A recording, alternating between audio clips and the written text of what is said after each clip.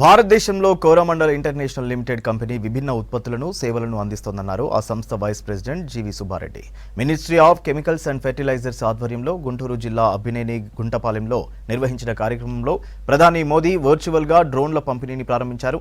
నమో drone ద్వారా దేశ వ్యవసాయ రంగాన్ని అభివృద్ధి చేసేందుకు ప్రభుత్వం చేపట్టిన మిషన్లో తమ సంస్థ భాగస్వామ్యం అయ్యిందని తెలిపారు. 200 క్యూసెంగ్ ఎడ్జ్ డ్రోన్లను స్వయం సహాయక బృందాల మహిళలకు అందించామన్నారు.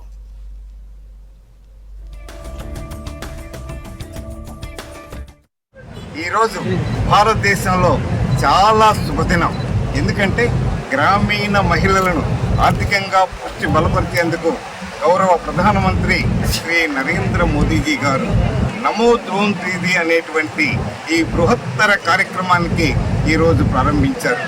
ఈ కార్యక్రమం యొక్క ముఖ్య ఉద్దేశం గ్రామీణ మహిళలను ఆర్థికంగా తర్వాత నూతన వ్యవసాయ పద్ధతుల్లో భాగస్వామ్యులు చేయడానికి ఎంపిక చేయబడినటువంటి ఈ కార్యక్రమం. కోరమండల్ ఇంటర్నేషనల్ వారు దక్ష అనేటువంటి డ్రోన్ తయారు చేసేటువంటి కంపెనీలో గత సంవత్సరం 200 కోట్లకు పైగా పెట్టుబడి పెట్టడం, ప్రతి సంవత్సరం కూడా ప్రతి నెల 1000 డ్రోన్లను తయారు చేసి రైతులకు అందజేయాలనేటువంటిది కోరమండల్ ఇంటర్నేషనల్ వారి యొక్క లక్ష్యం.